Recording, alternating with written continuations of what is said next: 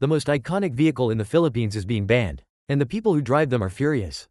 The jeepney has been on Philippine roads for over 80 years. After World War II, American soldiers left behind hundreds of military jeeps when they went home. Filipinos did not waste them. They stretched the bodies, added roofs, painted them in bold colors, and turned them into public transport. What started as improvised survival became the backbone of how millions of Filipinos get to work every single day. There is no vehicle on earth quite like it. It is entirely Filipino.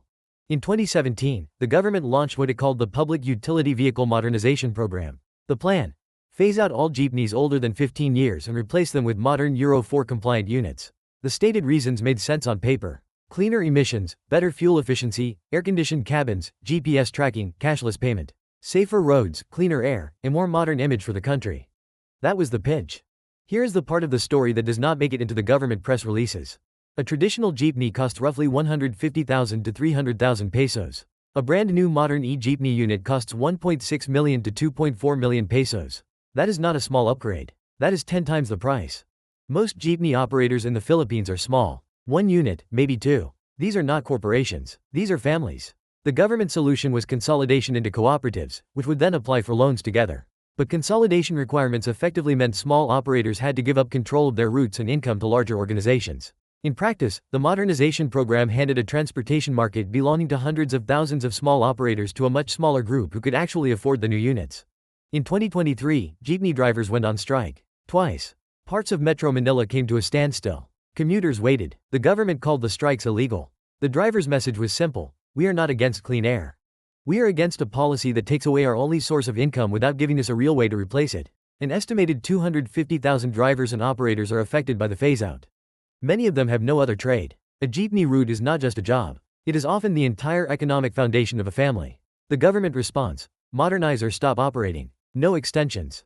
Deadline after deadline passed. Some operators applied for loans. Many could not qualify. Some consolidated, then found the cooperative terms unfair. And slowly, in city after city, the traditional jeepneys disappeared. Here's what makes this more than just a transportation argument. The Jeepney Modernization Program is a preview of a pattern that shows up over and over in Philippine development policy. A policy gets framed around something everyone agrees is good: cleaner air, modern roads, economic growth.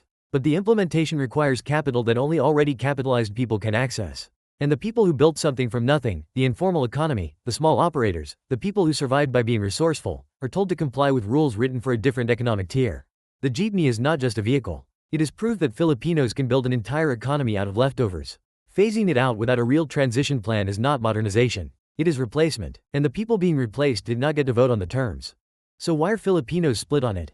Because both sides are right about something. The old jeepney really is polluting. The new units really are better for the environment. But the way the program was designed, it was not really a question of old versus new. It was a question of who gets to stay in the game when the rules change. And the answer, built into the policy from the start, is the people who already have enough money to play by the new rules. That is why Filipinos are split. Because the debate is not about jeepneys. It is about whether economic progress in the Philippines is actually built for the people who built the Philippines.